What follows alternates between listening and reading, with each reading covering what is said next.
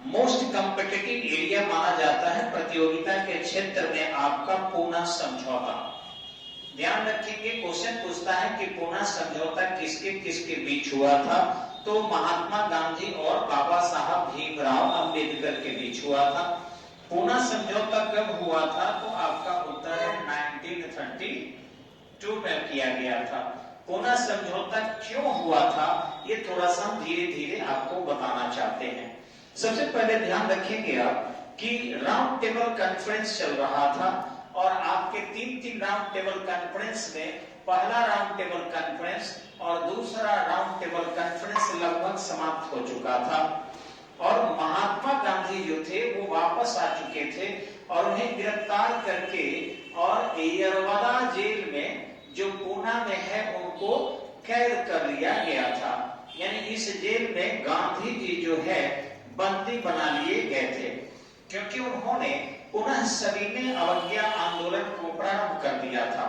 वो जब लौट रहे थे लंदन से तो उसी क्षण उन्होंने देखा कि फर्स्ट राउंड टेबल कॉन्फ्रेंस में कुछ उपयुक्त चीजें हैं और सेकंड में गांधी इरविन समझौते के बाद वो उपस्थित भी हुए, इसके बावजूद भी कुछ भारत के पक्ष में निष्कर्ष पर नहीं पहुंचा जा सका। अतः वे बड़ी उदास हो गए और उदास होकर वो भारत लौटे, लेकिन अरब सागर में ही थे।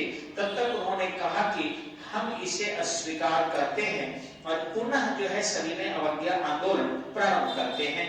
उन्होंने जैसे घोषणा किया उनको गिरफ्तार करके पूना की यरवदा जेल में डाल दिया गया।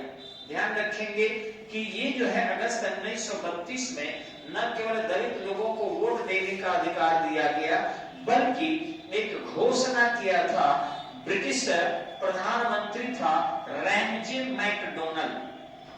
ये ध्यान रखिएगा, ये एग्जाम में आता है, रैमजे मैकडोनल्ड।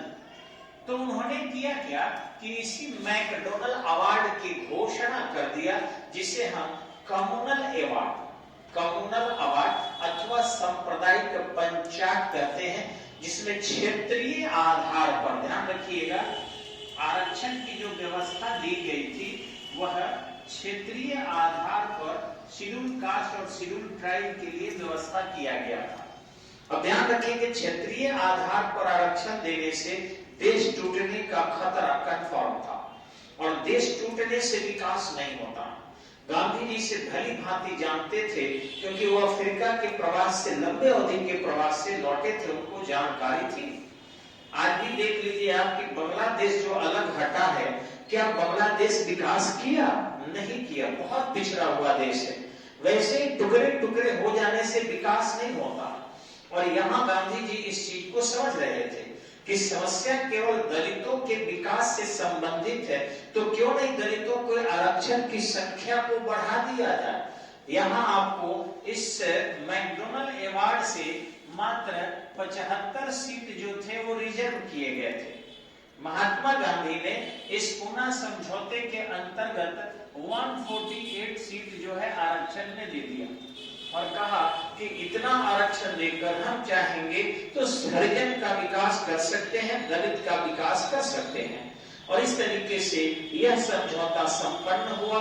आपको 24 सितंबर नहीं बल्कि 26 सितंबर को, और ध्यान रखेंगे महात्मा गांधी 20 सितंबर को जो है यरवदा जेल में आमरण अनशन पर बैठ गए थे और फिर राजेंद्र प्रसाद के सहयोग से या सी राजगोपालाचारी के सहयोग से यह समझौता संपन्न हुआ और इस समझौते से भारत में एकता बढ़ी और भारत में सनातन लोग काफी मजबूत हुए।